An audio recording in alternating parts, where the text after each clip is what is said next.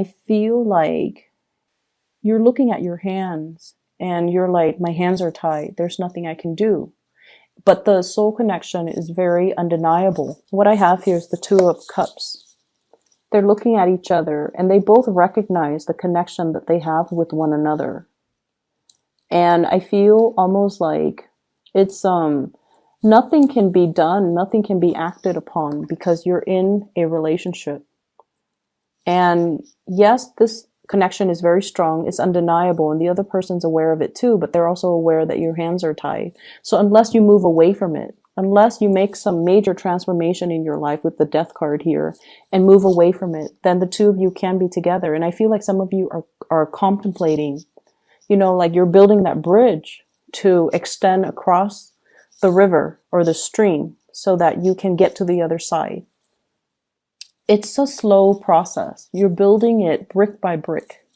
It's going to take some time and you're doing it on your own. So I feel like some of you are thinking about possibly leaving a partner or leaving a marriage situation, and you're biding your time, or you're waiting for the perfect moment, or you're trying to get everything in order first before you make this transition. You're getting, you know, your finances sorted out. You're trying to figure out, where am I going to stay? Where are the kids going to go? And I feel like you might be doing it by yourself. Like you might be consulting a lawyer without your partner knowing. You might be checking your bank account, trying to talk to a financial planner in order to get the process started. And you're trying to figure out, you know, how much am I going to have to pay in child support? How much am I going to have to pay in alimony? How much is the whole, you know, court proceeding going to cost? Am I able to afford it? And things like that. So you're trying to flush out the details. You're doing the preliminary research. But I definitely feel like you've already made up your mind that you want to transition. So that's what I'm seeing. And I feel like for many of you, you have left a relationship and you're heading into another relationship. And it seems like there isn't any time at all for, you know, being on your own and healing and kind of processing everything that happened. Because I feel like one relationship left you very, very dejected. And then the next person that you meet, they kind of really uplift you. And so you're transitioning like seamlessly from one relationship to the next. And the universe is pretty much telling you to slow down, take some time to be on your own, take some time to process what happened, and take some time for you to be okay first on your own before you rush into this next relationship. They like you. They're not going to go anywhere. What I have here is the Ace of Cups. This is new love. Something that is brand new, that is being offered to you. And I have here the Nine of Cups, which basically means the person that is coming through, that is the new person, is very much close to your, it's like your ideal version of Mr. or Mrs. Right. Okay. So this is somebody that is quite significant and you feel like you can build with this person, like it's going to be there for the long haul, or you feel like you can, you know, have a family with this person. So if you feel that way, you need to make sure you come into it 100% ready. And so if you still have, you know, pains and heartache, Ten of Swords from previous relationships, or you feel like you still have attachments or emotions that are unresolved, or that you're not really sure if you're done with it yet, you need to make sure you are done before you transition, because this is something that has a lot of potential and you want to do it right. Okay. We want to do things right. I see a lot of people though. So I do see you and I do see two other people. One is the Two of Cups. One is the Ace of Cups. And we have the Hangman as well that's showing up, which basically means weighing out the pros and cons, staying in a situation possibly because of financial ties, staying in a situation because of these, they're kind of like, what do you call them? Restrictions. They're self-imposed restrictions. And so you want to free yourself, you want to move on, but you have these things that are holding you back, and they're not real. We have the devil here. It's the puppet master. It's somebody that has control or sway over you. Okay, but this puppet, he's got a pair of scissors. He can cut himself loose at any time. So it's nothing that's binding, and it's not really, no one is like, holding a knife to your throat and telling you need to stay. Or no one is threatening bodily harm. No one is forcing you against your will. And so I definitely feel like it's a situation where you're feeling like you're sacrificing your happiness for some greater purpose, for some greater goals. And for example, I feel some of you might have children and you don't want to sever ties with your existing partner because you don't want the children to grow up in a broken home. And that's very noble. And I feel some of you feel like you're making sacrifices. You're sacrificing your happiness to provide that stable home life for the kids. You're sacrificing your new relationship so that you can, be a better, be a better parent. And that's the way you're looking at it. That's the way you justify the situation. That's the way you rationalize the situation. And once again, this can also be the person that you're dealing with. Some of you might be dealing with somebody who's in another relationship. And that's how they're rationalizing their situation. And in the meantime, you wait for them to sort out things from their end. And I feel like it's going to be quite a long waiting process. And if you're okay with that, then that's fine. But I feel like it's not going to be, a few months. I feel like it might be a few years. So if that's how they rationalize it, you might need to kind of ask yourself if the wait is okay for you. If you don't have a definitive end date, are you okay with that? Are you okay with waiting? And then likewise, if you're the one that's in the relationship and you don't have the definitive end date, is it fair to ask the other person to wait for you? Okay, so this dynamic, I definitely see like three people. I definitely see a relationship that should end. And I feel like a new relationship has the potential to be really great. But for whatever reason, somebody's rationalizing staying in a situation because they feel like there's a more noble, they're making a sacrifice for a noble end. And I feel like that's not really the case. There definitely is some financial entanglements between them and another person. So if their rationale is, it's for a noble cause, I think like that's a lie that they tell themselves. That's not really grounded in reality. And I keep getting this, this hangman. Somebody is saying something, rationalizing a situation, and it's not really grounded on reality. It's kind of like the lie that we tell ourselves to make the situations more, to justify a situation or to make a situation more bearable, but is not really grounded on reality. Okay, so I definitely see some financial entanglements. That's disallowing one person to leave, and that's all it is. It has nothing to do with a noble cause or anything like that. And so let's not fool ourselves. I just feel like if someone just makes up their mind and leaves a situation, everything would be so much better. All the cards on the bottom row promise a lot of new beginnings and love and abundance. We have here the Two of Cups, the Death card, the Nine of Cups, which is a wish card, the Ace of Cups, which is the brand new love, and the Four of Swords, which is, no more fighting, no more pettiness, an end to all of that, and spiritual ascension. So everything here is just really, really good. If somebody chooses to just walk away and move on to the new phase in their lives, everything will be so much better. But all the cards on top indicate to me here, we have the Ten of Swords, which is betrayal. The Three of Wands reverse, waiting for something and it's not coming in. The Devil being tied to something. The Hangman being stuck in limbo. And the Fool in the reverse not making a change.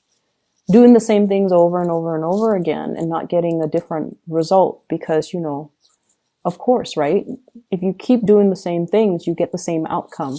So we have some things here that we have to kind of face up to the truth about. And it could be, you know, somebody that you're dealing with, or you might be in the situation and things are not working out anymore, but you keep building, you keep trying to mend the bridges, you keep trying to fix things. I'm seeing as well for many of you, there is a big realization here that what I'm feeling is there might be friends or there might be habits that you're headed towards that might not be good for you. Okay. I see overindulgence. I also see a lot of drugs and alcohol and dependency. And I honestly feel drugs. And so you could be whatever age watching this, but I feel almost like you want to be a little bit careful about who you surround yourself with. And you want to be careful about the choices that you make. And you want to be careful as well. Mending bridges with the people, the relationships that have gone south, the people that really care about you. You want to just be careful about that, okay? Maintaining and preserving those relationships and putting them in a place of sacredness so that they don't get tarnished, so that they don't get damaged, okay? So really valuing the proper relationships and the proper people. And I know that I tend to get a little bit negative when it comes to readings for Libra, but I feel like this reading in general, there's definitely two different paths here that you can take. One path means letting go, letting the past go, jumping into something new, a new love relationship, a new partner that is waiting for you.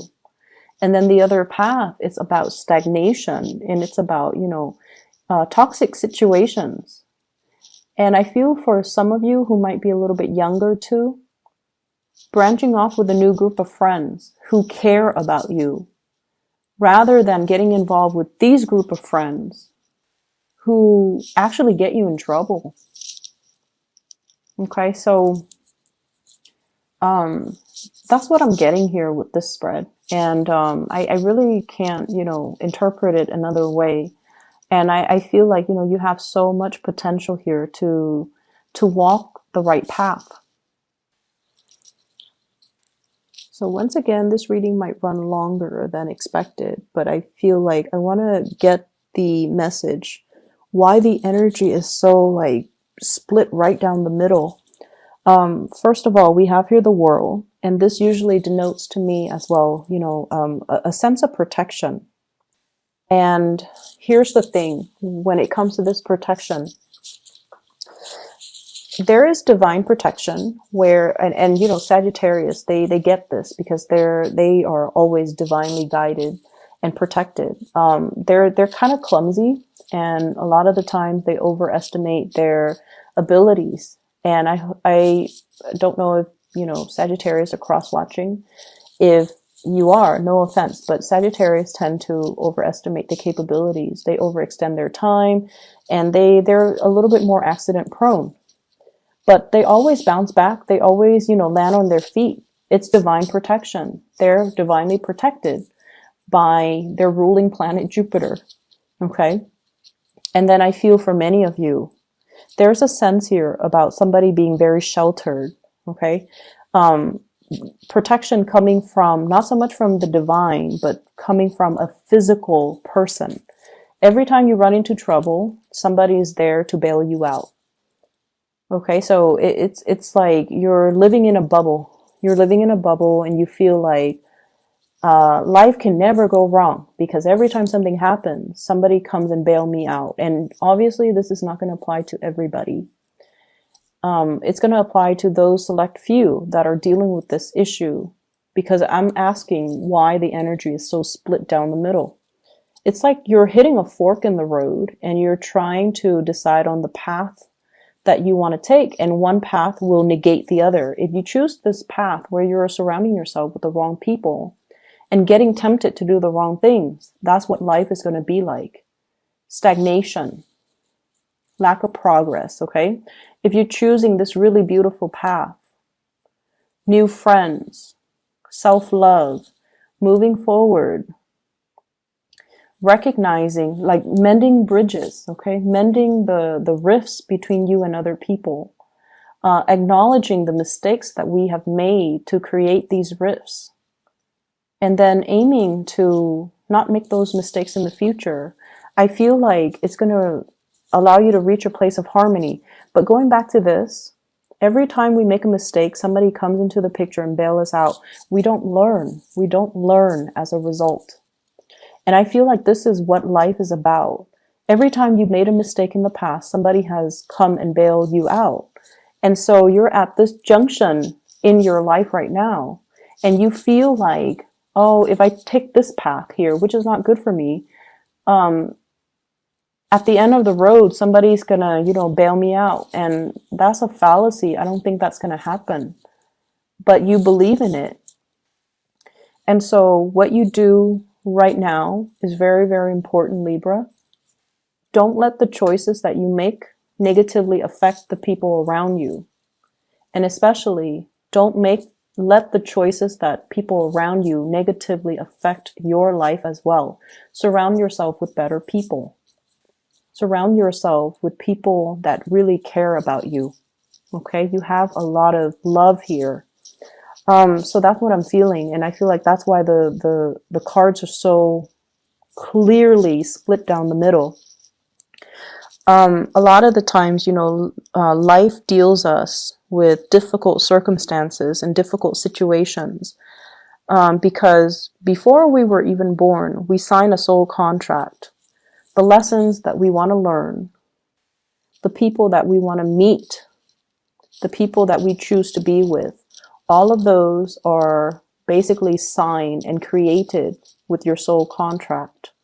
And I feel like you have a lot of soulmates along the way that are trying to, they're in your life to show you a better way, to help us alleviate a situation.